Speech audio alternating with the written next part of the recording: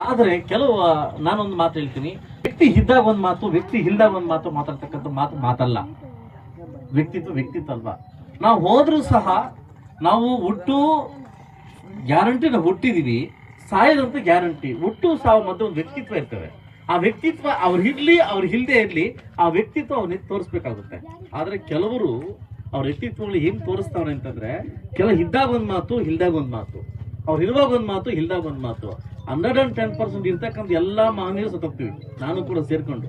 But ಆದ್ರೆ ನಾವಾಗ್ಲೂ ನಮ್ಮ ಶಿವಣ್ಣನ ಮಾತು ಹೇಳ್ತಾ ಇದ್ರು, ನಿಮ್ ಸಚಿನಾಗ ನಮ್ಮ ಗುరించి ಮಾತಾಡಲ್ಲ ಅಂತ. ಅಂದ್ರೆ ನಾವು ಹೋದ್ಮೇಲೆ ಕೂಡ ನಮ್ಮ ವ್ಯಕ್ತಿತ್ವಗಳನ್ನ ಬೇರೆಯವ್ರು ಮಾತಾಡ್ತಕ್ಕಂಥ ಧರ್ಮವನ್ನ ಯಾರು ಬಿಟ್ಟೋಗ್ತಾರೆ, ವ್ಯಕ್ತಿತ್ವನ ಯಾರು ಬಿಟ್ಟೋಗ್ತಾರೆ, ಅವನು ವ್ಯಕ್ತಿ ಅಂತ ಕರಿತೀವಿ, ವ್ಯಕ್ತಿ ಅಂತ ನಾವು ಕರಿತೀವಿ.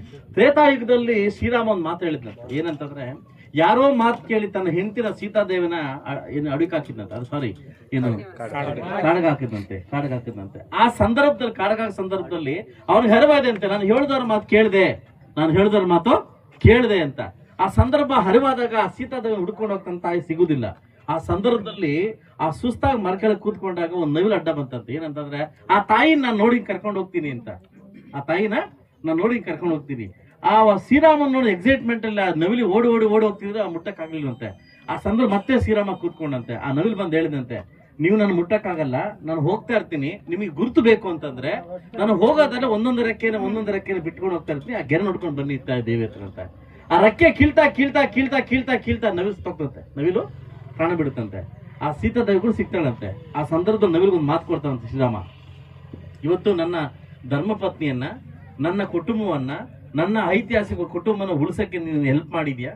ಸೊ ಮುಂದಿನ ಜನ್ಮ ಅಂತಿದ್ರೆ ನಿನ್ನ ನಾನು ತಲೆ ಮೆತ್ಕೊಂಡು ಹೊರಿತೀನಿ ಅಂತೆ.